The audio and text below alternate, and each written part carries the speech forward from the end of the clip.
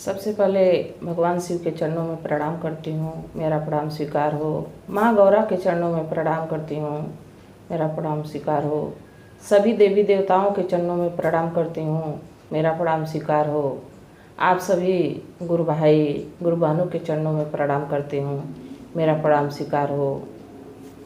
आज मैं ऐसी कहानी सुनाने जा रही हूँ जिसमें शिव गुरु कैसे दया बरसाते हैं। पूरी कहानी को सुनिएगा तब समझ में आएगा कि कैसे शिव गुरु वर्षों के बाद भी अपनी दया बरसाते रहते हैं। प्रभु का ध्यान लगाना चाहिए। देखिए, एक किसान थे। किसान को बड़े दिनों के बाद एक उनकी पत्नी को पुत्र पैदा हुआ, और जब पुत्र पैदा हुआ तो उसके जो है कि पीठ पे एक घोड़े का निशान बना हुआ था, और खूब बड़ा सा काला सा घोड़े का निशान बना हुआ था। तो सोचे कि ये कैसा निशान है, ये पता नहीं कैसा है, बच्चे को कोई बीमारी तो नहीं है। तो सोचे कि क्यों ना पंडित जी से पूछ लूँ। नवान पंडित जी के यहाँ पूछने गए तो पंडित जी से पूछे कि ऐसा है, मेरा पुत्र जो हुआ है उसके पीठ पे जो है एक काले रंग का निशान है, घोड़े का निशान है। तो पंडित जी बताए कि जिस मुहूर्त में लड़का जन्मा है बहुत भाग्यशाली है, बड़ा होके ये बहुत भाग्यशाली होगा, बहुत धनवान होगा। इसकी शादी जो है एक राजकुमारी से होगी। तो किसान सोचा, मैं कहाँ किसान, और आप कह रहे हैं कि राजकुमारी से शादी होगी। तो पंडित जी कहे कि जिस पे भगवान की दया होती है, जिस पे भगवान भोलेनाथ की दया होती है, उसकी तो बात ही निराली है। आपका पुत्र जो है शिव गुरु की कृपा से हुआ है, तो इसलिए जो है बड़ा होके एक राजकुमारी से इसकी शादी होगी। इसका समय बदल जाएगा जब 14 साल का होगा। किसान जो है घर आके अपनी पत्नी को बताए। पत्नी भगवान शिव की बहुत बड़ी भक्त थी, उनकी शिष्या थी। तो वो बहुत खुश हुई, सोची कि हो सके भगवान समय दिन बदल दें। ये बात धीरे धीरे पूरे गांव में फैल गई कि उनको किसान को एक लड़का हुआ है, उसके पीठ पे एक घोड़े का निशान काला रंग का बना हुआ है। और पंडित जी भविष्यवाणी की हैं, उसकी कुंडली बनाए हैं जिसमें लिखा है कि उसकी राजकुमारी से शादी होगी। पूरे गांव में ये चर्चा पूरा फैल गई थी। तभी बगल के गांव में एक राजा की कन्या पैदा हुई, लड़की पैदा हुई। लड़की के पीठ पे भी सेम वैसा ही निशान था, उसके भी पीठ पे काला निशान था और घोड़े का बना हुआ था। तो राजा तक भी ये बात पहुंची थी कि जो किसान का लड़का है उसके पीठ पे तो घोड़े का निशान है और उसकी शादी राजकुमारी से होगी। तो हो ना हो ये राजकुमारी वही हो, तो किसान के लड़के की शादी मेरी लड़की से हो जाएगी, मेरी लड़की तो गरीब घर चली जाएगी। तो सोचे कि क्यों ना पंडित जी से इसकी कुंडली पूछ देते हैं, कहीं ऐसी घटना तो नहीं हो सकती है। तो पंडित जी के पास गए, कहे कि ब्राह्मण देवता मेरी बेटी हुई है, उसकी कुंडली आप बना दीजिए। तो ब्राह्मण देवता कहे कि ठीक है, मैं देखता हूँ। तो जब कुंडली उनकी बनाने लगे तो कहे कि आपकी बेटी जो है बहुत लक्ष्मी है, इसके भाग्य में बहुत धन संपत्ति है। बाकी तो आपकी बेटी जो है एक गरीब लड़के से ब्याही जाएगी, एक गरीब किसान के लड़के से ब्याही जाएगी। ऐसा जब कहे पंडित जी तो राजा को तो अपनी बात याद आ गई कि ये तो वही किसान का लड़का है, हो सके उसी के लड़के से मेरी बेटी की शादी न हो जाए। राजा बड़े चिंतित हुए। राजा घर आए और रानी को बताए, और बताने के बाद राजा जो है बड़ा चिंता में पड़ गए थे कि मेरी बेटी की तो शादी उस किसान से हो जाएगी, मेरी शानो शौकत में एक गरीब का जो है धब्बा लग जाएगा कि गरीब इनका दामाद है। राजा बड़े घमंड में थे। और किसान जो है और उसकी पत्नी वो शिव के भक्त थे, दोनों शिव चर्चा भजन किया करते थे। और उनका पुत्र भी बहुत सुंदर था, वो देख के लगता था कि कोई राजकुमार है। तो जो राजा है वो एक दिन गेरुआ कपड़ा पहने साधु का रूप बनाए, टीका लगा लिए, हाथ में लोटा ले लिए, एक हाथ में छड़ी ले लिए और लेके किसान के दरवाजे पहुंच गए। किसान से कहे कि ऐसा है कि कुछ मुझे भोजन करा दो, मुझे बड़ी भूख लगी है। तो बेचारे गरीब जो रूखी सूखी उन लोग के पास थी, किसान की पत्नी जो गुरु बहिना थी, वो अपना ले आके साधु जी को भोजन वोजन करवाई। जब राजा भोजन कर लिए तो कहे कि ऐसा है कि आप तो मेरी आत्मा तृप्त कर दिए, बाकी जो आपका बेटा है वो 14 साल के बाद मर जाएगा। तो देखिए, जब कोई भी माँ सुनती है कि हमारा बेटा ऐसा हो जाएगा या कोई दिक्कत उसे होगी, तो माँ बाप का कलेजा जो है छटपटाने लगता है कि क्या करें, क्या जतन करें जिससे बच्चे पे विपत्ति ना आए। तो वो लोग पूछे कि इसका कोई उपाय बता दीजिए साधु महाराज। तो वो तो छल किए थे, राजा जो हैं छल से उनके दरवाजे गए थे, छली थे।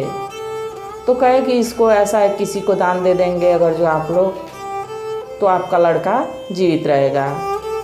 तो राजा ऐसा जब कहे तो किसान की औरत जो शिष्या थी गुरु बहिना, वो कहीं कि अगर जो मेरे यहाँ रह के बेटा मेरा मर ही जाता है तो क्या फ़ायदा है, क्यों ना साधु महाराज को दान कर दिया जाए। और साधु महाराज कहे कि हम इसको, आप अगर जो हमको दान देते हैं तो हम इसको ले के जाएंगे गांव के बाहर जो शिवाला है वहीं पे हम रहते हैं, वहीं इसको रखेंगे, वहीं बड़ा हो जाएगा, फिर आपके घर लौट आएगा। जब ऐसा कहे तो गुरु बहिना जो हैं कहीं कि ठीक है बाबा, आप इसको लेके जाइए। अपने कलेजे पे पत्थर रख के बेचारी माँ अपने बेटे को दे दी। राजा लेके नदी के किनारे चले गए उस बच्चे को, और वहीं पे अपने सैनिकों से एक बक्सा मंगवाए और उसी में उसको भर के और नदी में बहा दिए। जब नदी में बहा दिए और राजा बहा के अपने घर चले आए, तो इसकी माँ को रह नहीं गया, लड़के की माँ को रह नहीं गया। सोची कि देखे तो साधु बाबा लेके गए शिवाले पे, हमारा बच्चा रो रहा है कि ठीक है, क्यों ना चलूँ देखाऊँ। तो दोनों किसान और उसकी पत्नी दोनों जाते हैं जब शिवाले पे, तो देखते हैं तो वहाँ कोई साधु नहीं है और वहाँ उनका बच्चा भी नहीं था। माँ बेचारी भगवान शिव गुरु के चरणों में गिर के वहाँ रोने लगती है। शिवलिंग वहीं रहता है।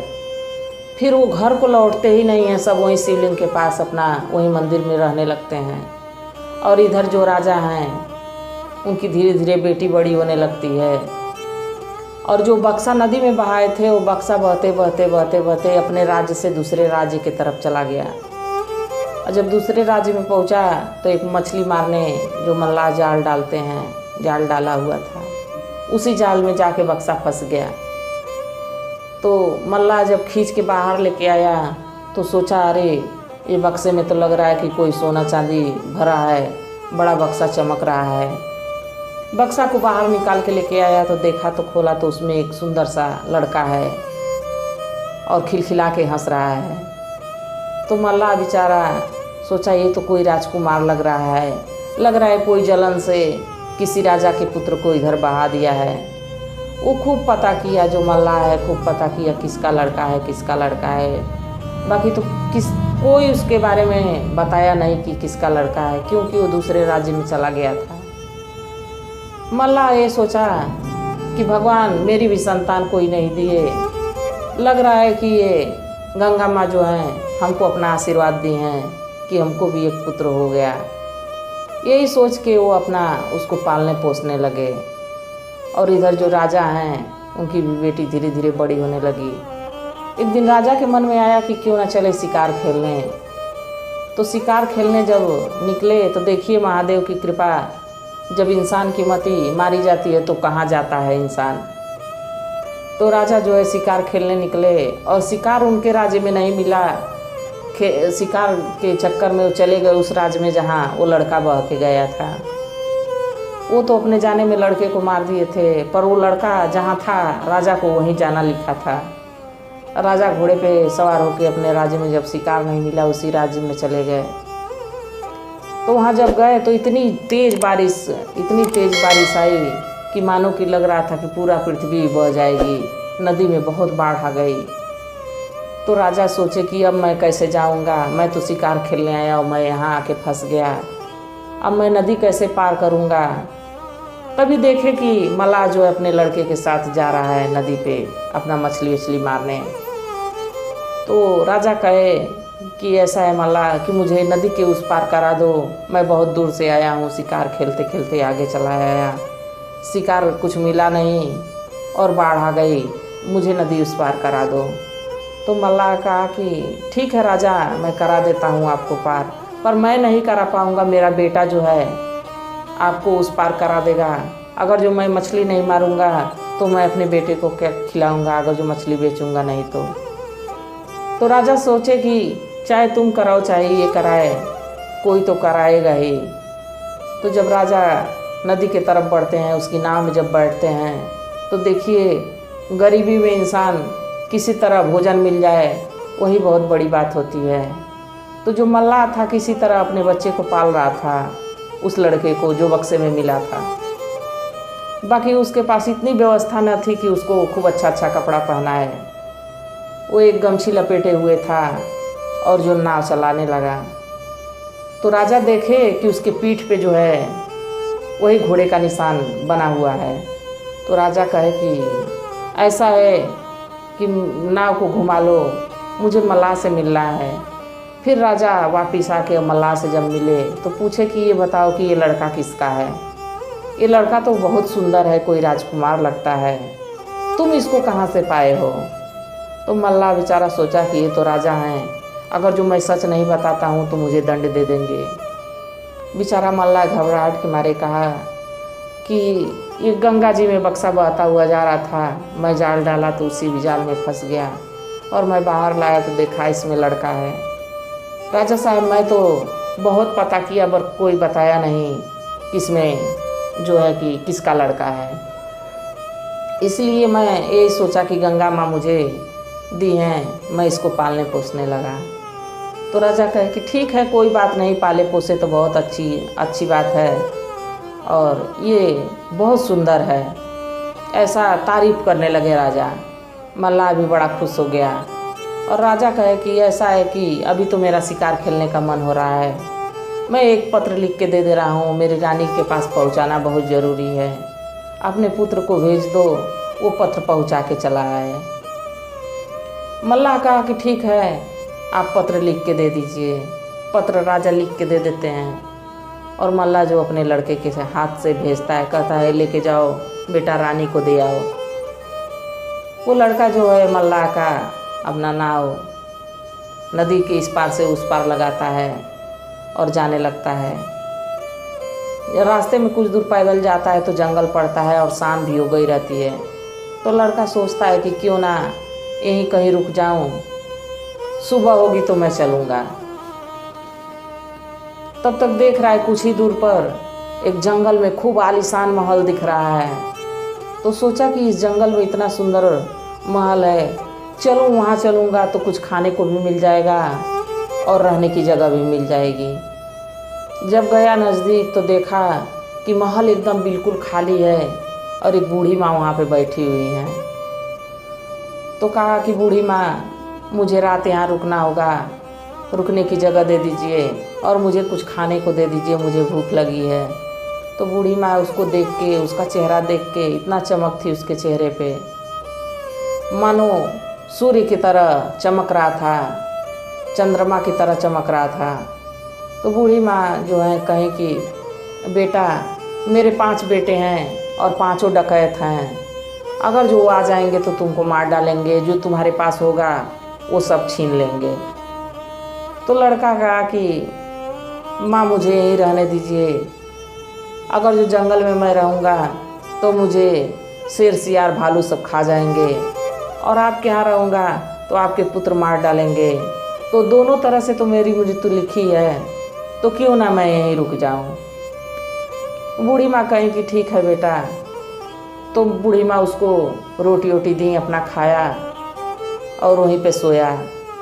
वो सो गया था तभी बूढ़ी माँ के जो है 5 पुत्र आए, जो बहुत बड़े डकैत थे जंगल में। बस उनका यही काम था कि कोई जंगल के रास्ते जाता तो उसको मारते काटते और जो है उन लोग के पास जो धन संपत्ति रहती है उसको अपना लूट लेते हैं।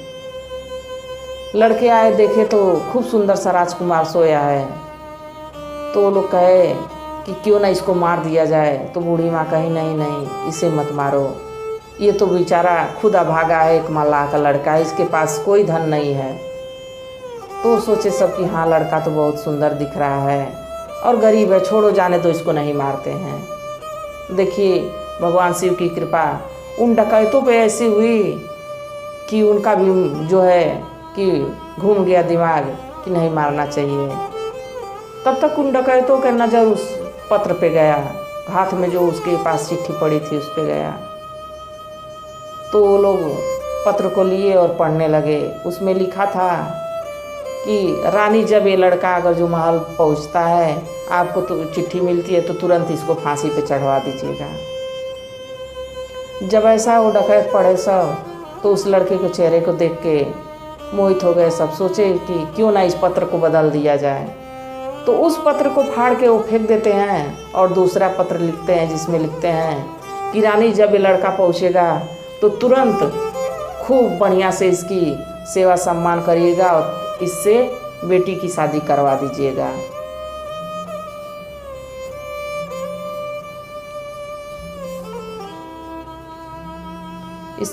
इससे बेटी की शादी करवा दीजिएगा।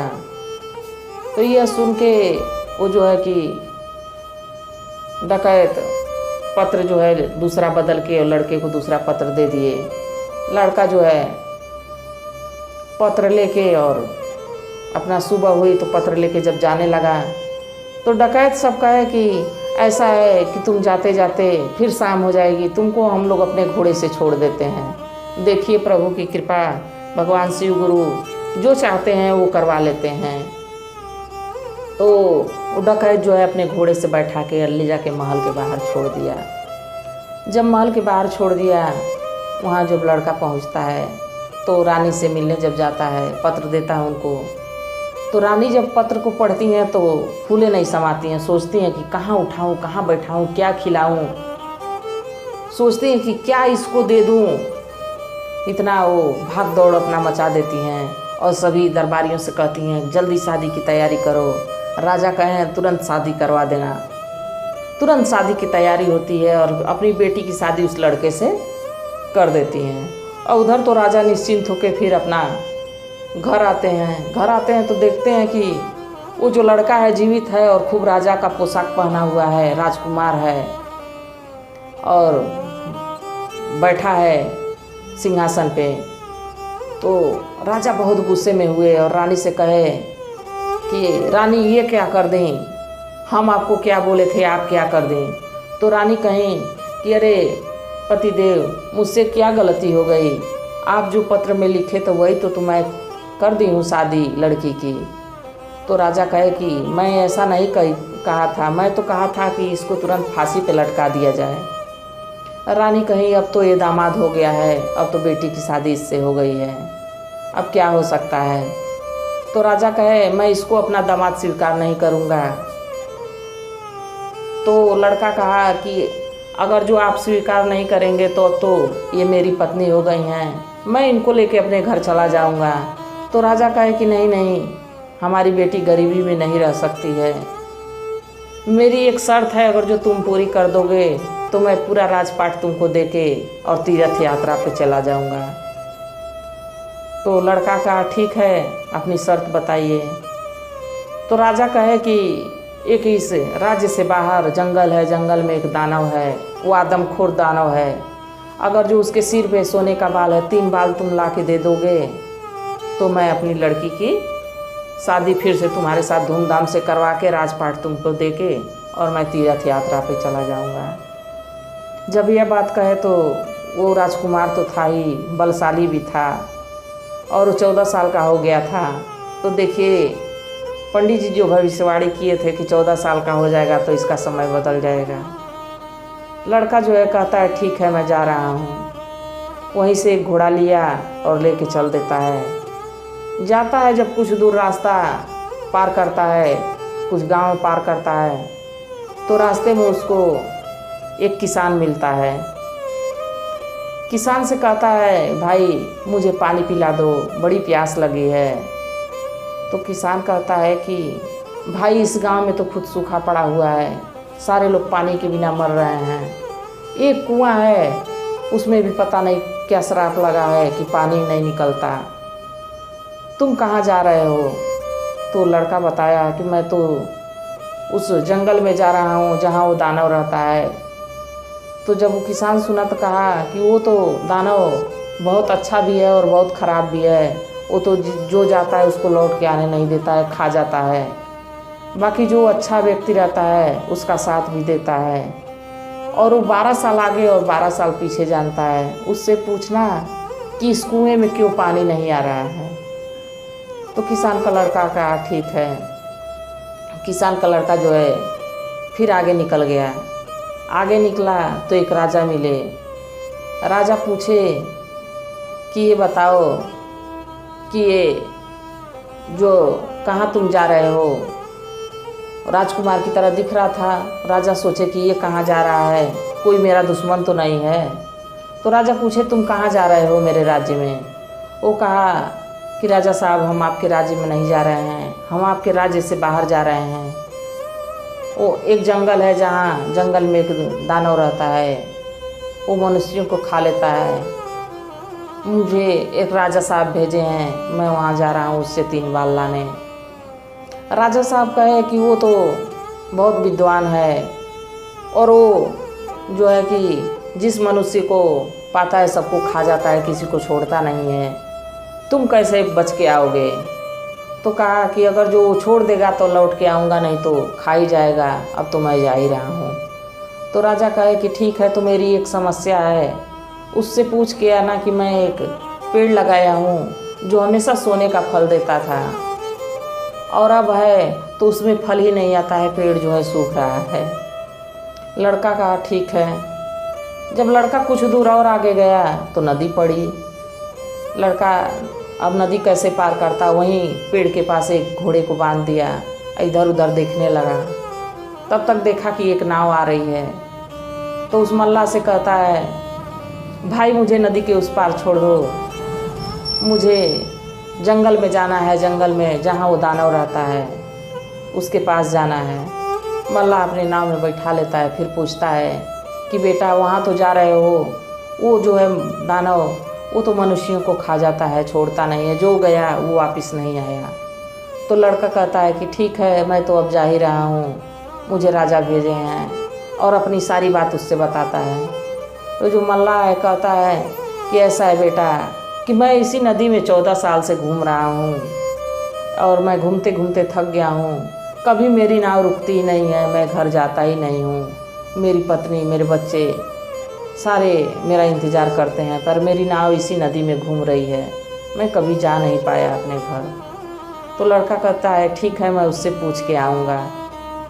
इसके बाद जब नदी पार करा देता है मल्लाह, तो धीरे धीरे जब आगे जाता है कुछ दूर तो बड़ा सा जंगल पड़ता है। और जब जंगल में घुसता है तो देखता है एक छोटी सी कुटिया में एक बूढ़ी माँ बैठी रहती है। जब कुटिया के पास जाता है तो बूढ़ी माँ देख के चौंक जाती है कि यहाँ मनुष्य आ गया। वो जो बूढ़ी माँ रहती है वो भी शिव की शिष्या रहती है, और बूढ़ी माँ जो रहती है वो उसको देख के डर जाती है कि अब तो मेरा बेटा आएगा, इसको खा जाएगा। उसी दानव की माँ रहती है।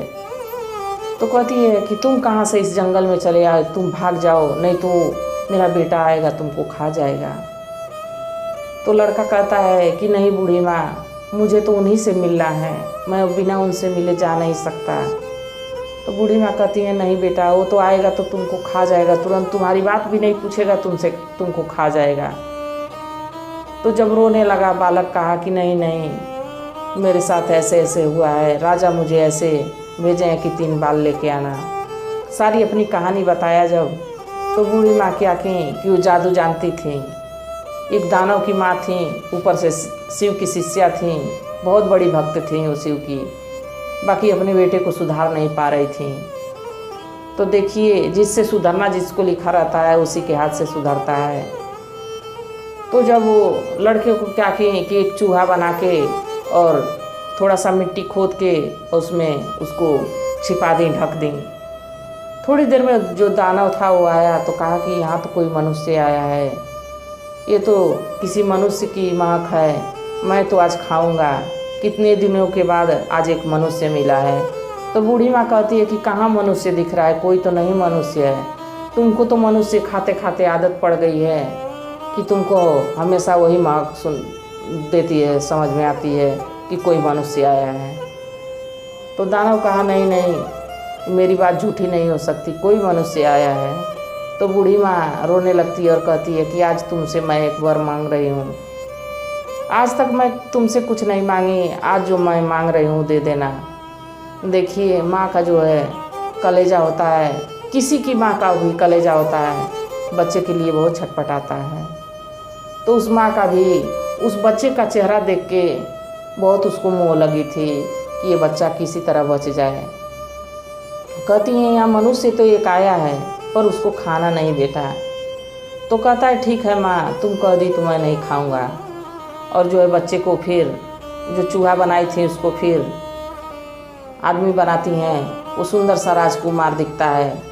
दानव जो है उसको देख के देखता ही रह जाता है थोड़ी देर, कहता है कि कितना सुंदर बालक है, तो तुम क्या करने वाला काय हो बताओ, मैं तो अनजाने में तुमको खा जाता अगर जो माँ नहीं मेरी बताई रहती तो लड़का अपनी सारी बात जब बताता है कि मैं एक मल्लाह के घर रहता था, राजा हमको छल से यहाँ भेजे अपने घर, रानी से कहे थे फांसी पे चढ़ाने के लिए, पर जो डकैत भाई थे वो पत्र बदल दिए थे और रानी अपने बेटी से शादी करा दी। तो जब ये बात सुना दानव तो कहा कि तुम्हारे साथ तो बहुत बड़ा छल हुआ है, जो मल्लाह है वो तुम्हारा बाप नहीं है, तुम्हारे माँ बाप तो जिस राज्य में तुम जिस राजा के लड़की से शादी हुई उसी राज्य में किसान हैं, और वो लोग तुम्हारे वियोग में रोते रोते एकदम वृद्ध हो गए हैं और शिवालय पर रहते हैं। जब इतनी बात सुना लड़का तो फूट फूट के रोने लगा कि अगर जो माँ मेरी शिव भक्त थी तो मुझे इतना बड़ा कष्ट क्यों मिला, यही कह के रोने लगा। तो दानव कहा कि ठीक है बेटा, ये 3 बाल ले लो और कहो तो मैं राजा को खुद खा जाता हूँ और तुमको सारा राज मिल जाएगा। लड़का कहा नहीं, खाने की ज़रूरत नहीं है, मैं ये 3 बाल दे दूँगा, उससे वो खुश होकर खुद चले जाएंगे। तो दानव बेचारा देखिए वहीं से दानव भी सुधरने लगा, कहा कि इतना छोटा बच्चा है, किसी के जीव के बारे में इतना सोच रहा है कि उसको कोई खाए ना, और मैं इतना विद्वान होके और मैं इतना गलत काम करता हूँ कि खाता हूँ सबको। उसी दिन से वो दानव भी सुधरना शुरू कर दिया। तो जो आया था रास्ते में जो लोग पूछे थे अपनी समस्या, तो पूछा कि एक किसान मुझे मिले थे, तो कहे कि हमारे गांव में कुआं तो है पर उसमें पानी नहीं है। तो दानव बताया कि उस कुएं में एक श्रापित मेढक जो जाके बैठ गया है, उस मेढक को पकड़ के नदी में छोड़ दिया जाए तो उस कुएं में पानी हो जाएगा। फिर लड़का कहा कि और रास्ते में मैं आ रहा था तो एक राजा भी मिले थे, जो राजा एक पेड़ लगाए हैं वो हमेशा सोने का फल देता था, अब वो पेड़ सूख रहा है। तो दानव जो कहा कि उसमें एक मूसक राज लग गए हैं, मूसक राज को अलग जगह दे दी जाए, उनका मिठाई भोग अलग रख दिया जाए, उनकी पूजा आराधना की जाए तो उस पेड़ में फिर से फल लगेंगे। फिर जो लड़का पूछता है कि और लास्ट में जो मुझे नदी पार कराया वो मल्लाह 14 साल से नदी में ही घूम रहा है, वो अपने घर अपने बच्चों में नहीं जा पाता है। तो दानव खूब गुस्से में कहता है कि वो छली है और छल से एक ब्राह्मण को नदी में गिरा दिया और उसका सारा धन जो है ले लिया, इसीलिए उस ब्राह्मण का इसको श्राप लगा है और ये 14 साल से जो है नदी में घूम रहा है। जब ऐसा दानव कहा तो कहा कि ठीक है, तो इसकी उपाय क्या होगी। तो कहा अगर जो कोई वो धन अपना अगर जो किसी को दे देता है अच्छे व्यक्ति को तब तो उसकी मुक्ति हो जाएगी, और अगर जो किसी बुरे व्यक्ति को देता है तो फिर उसी भंवर जाल में वो फंस जाएगा और वो मल्लाह निकल जाएगा। तो कहा कि ठीक है, अपना वो बाल दिया और लड़का जो है निकल गया। जब निकला तो मल्लाह से मिला तो मल्लाह को बताया कि देखिए आप जो ब्राह्मण को लालच में आके ब्राह्मण को नदी में गिरा दिए थे, उसका धन ले लिए थे, इसी कारण से आप ये नदी में घूमते रहते हैं, कभी निकल नहीं पाते हैं। आप किसी साधु संत को अगर जो ये धन दान कर देते हैं तो आपकी मुक्ति हो जाएगी। और नहीं, अगर जो कोई छली अगर जो आपका धन लेता है तो भी इसी भंवर जाल में पड़ जाएगा और आप निकल जाएंगे। ऐसा करके फिर वो मल्लाह जो है नदी पार कराया लड़के को। और फिर जब वो नदी पार किया तो राजा के पास पहुंचा। तो राजा से कहा कि ऐसा है राजा साहब कि जो आप पेड़ लगाए हैं उसमें सोने का जो फल देता है उसमें मूषक राज लगे हुए हैं, इसलिए फल नहीं निकल रहा है। मूषक राज की अलग व्यवस्था करिए, उनकी पूजा पाठ करिए, उनका अर्चना करिए और आपका पेड़ जो है सोने का फल देने लगेगा। राजा बड़े खुश हुए, ऐसा ही किए। फिर वो लड़का वहाँ से निकल गया और गया जब रास्ते में तो किसान मिला। किसान से कहे, भाई तुम्हारे गांव में जो कुआं है वो श्रापित हो गया है, उसमें श्रापित मेढक बैठा है। उस मेढक को पकड़ के बोरे में करके ले जाके नदी में छोड़ दो तो तुम्हारे कुएं में पानी आ जाएगा। किसान ऐसा ही किया और वो लड़का जो है कि वो सोने का बाल लेके और राजा के यहाँ पहुँचा। जब राजा के यहाँ पहुँचा तो कहा, मैं सोने का बाल तभी दूंगा जब आप बताएंगे कि मेरे माता पिता कौन हैं। तो राजा जो है लालची था, छली था। वो कहा कि ठीक है, मैं बुला देता हूँ। तो शिवालय पे अपने सैनिकों को भेजा और उसकी माँ को और उसके पिताजी को बुलवाया। वो लोग जब आए तो कहा कि ये तुम्हारा लड़का है।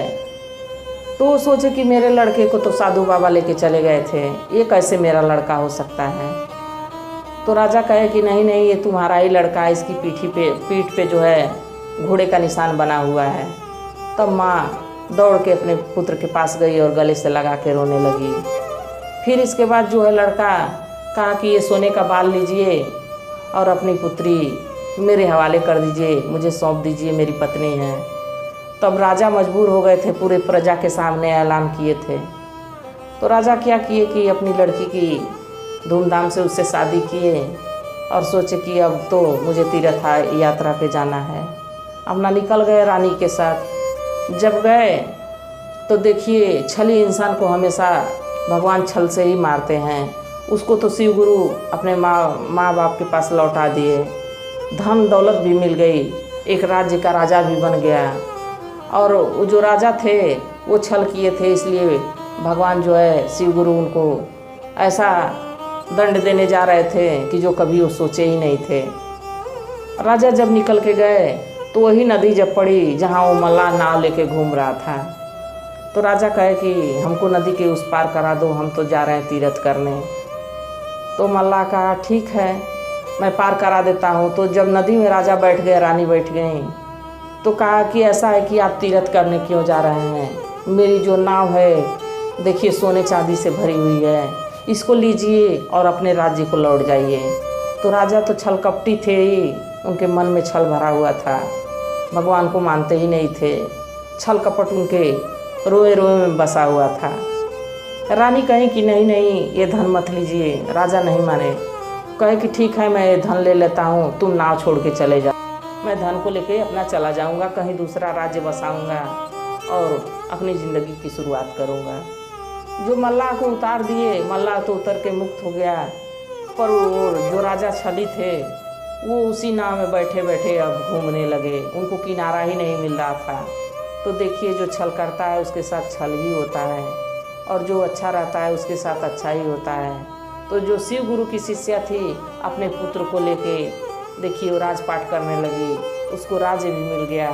जो ब्राह्मण देवता कहे थे कि पुत्र भाग्यशाली है, तो देखिए शिव गुरु कैसे उसको 14 साल के भी बाद लौटा देते हैं।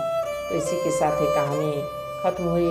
अगर जो कहानी पसंद आए भक्तों तो प्लीज़ सब्सक्राइब करिएगा और मेरे चैनल को लाइक करिएगा, कमेंट करके बताइएगा कहानी कैसी थी।